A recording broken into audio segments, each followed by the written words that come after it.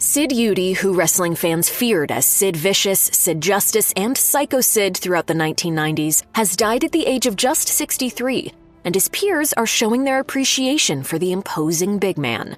Sid's son, Gunnar Eudy, announced his father's death on Facebook on August 26, 2024, writing, "I am deeply saddened to share that my father, Sid Eudy, has passed away after battling cancer for several years. He was a man of strength, kindness, and love, and his presence will be greatly missed." Sid built up quite the resume over his career, winning the WWE and WCW World Championships a combined 4 times, headlining both WrestleMania 8 and WrestleMania 13, and main eventing Starrcade in 2000. Sid was briefly a member of the Four Horsemen with Ric Flair in the early 1990s. Flair, who worked with Sid in both WCW and the WWE, noted that the two didn't always get along, but Flair noted that they made amends before Sid's death, writing on X, formerly Twitter, "For all of you out there that have known that we hadn't gotten along in business, the last time I saw him we hugged, he called me champ, and I said thank you. He has a beautiful family, and his family should know that he was much more than a softball player. A man, period." In a 2018 interview, Sid noted that Booker Ole Anderson punished him for being seen playing softball while rehabilitating an injury.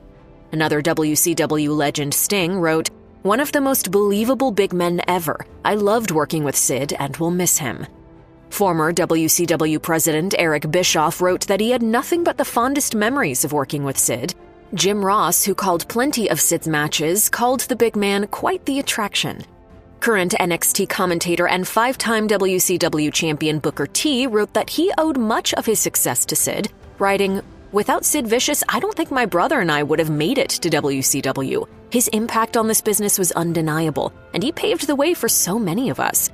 He saw something in us and we didn't even know him. Shawn Michaels likewise chalked up a portion of his career trajectory to Sid's influence, writing, "An unforgettable presence, and it can't be overstated how big of a role he played in creating the Heartbreak Kid. His work, legacy, and influence will inspire our business for generations to come." WWE Chief Creative Officer Paul Triple H Levesque referred to one of Sid's full-force nicknames for himself, writing, "A 2-time WWE champion, the master and ruler of the world. Few performers in the history of our business have had the look, intensity, and ability to connect with the audience quite like Sid." Mark Marrow, who wrestled as Johnny B. Bad in WCW, noted that Sid was one of his first opponents while he was trying out for the company. Marrow called Sid a great guy. One unforgettable moment in a career full of them was when Sid gruesomely broke his leg during his match at WCW's Sin pay-per-view in January 2001.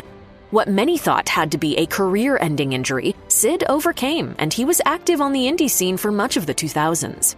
It was during that time that Sid worked with Pierre Ouellet, helping the French-Canadian wrestler reinvent himself as PCO. Ouellet wrote on X, "We were always together and having fun, always. He came to my gym, my house, and he knew every member of my family. I spent months with him at his house with his family." One of Sid's final WWE appearances came in 2012 when he squashed Heath Slater on Raw. Slater simply posted an image of Sid pinning him along with the hashtag RIP Sid Vicious.